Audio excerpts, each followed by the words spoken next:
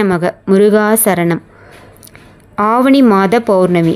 ஆவணி மாதத்தில்தான் ஆவணி திருவோணம், ஆவணி அவிட்டம், விநாயகர் சதுர்த்தி போன்ற தெய்வீக சிறப்புமிக்க தினங்கள் வருகின்றன.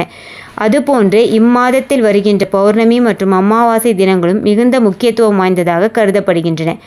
ஆவணி மாத பௌர்ணமியில் விரதமிருந்து விளக்கேற்றி வழிபடுவதன் மூலம் தீராத கடன்கள் தீரும், பணவரவு அதிகரிக்கும்.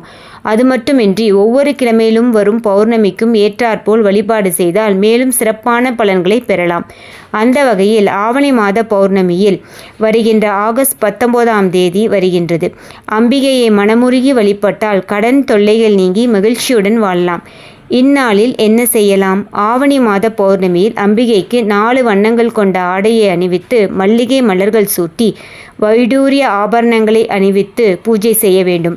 மேலும் நாட்டு சர்க்கரையால் அபிஷேகம் செய்து முக்கணிகள், கற்கண்டு, பொங்கல் மற்றும் நெய் சாதம் ஆகியவற்றை நைவேத்தியமாக படைக்க வேண்டும். இந்த பூஜையை செய்வதன் மூலம் திருமண தடை நீங்கும், பிரிந்த தம்பதியினர் ஒன்று சேர்வர், தீராத கடன்கள் தீரும் மற்றும் பணவரவு அதிகரிக்கும். பௌர்ணமி தினத்தன்று அன்னை தேவி பராசக்தியை வழிபடுவதும் சத்யநாராயணன் பூஜை செய்வதும் மிகுந்த சிறப்பானதாகும். பலன்கள். ஆவணி மாதம் வரும் பௌர்ணமியில் விரதம் இருந்தால் கடன் தொல்லைகள் நீங்க வழிவகுக்கும்.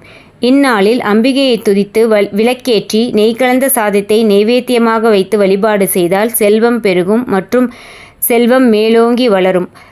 இருக்கும் கடன் பிரச்சனைகள் படிப்படியாக குறையும். இன்றைய தினத்தில் அம்பிகையை விளக்கேற்றி வழிபட சகோதர வாழ்வு மேம்படும். ஆவணி மாத பௌர்ணமியில் அம்பிகையை துதித்து விளக்கேற்றி போற்றி வழிபடுங்கள். நன்றி.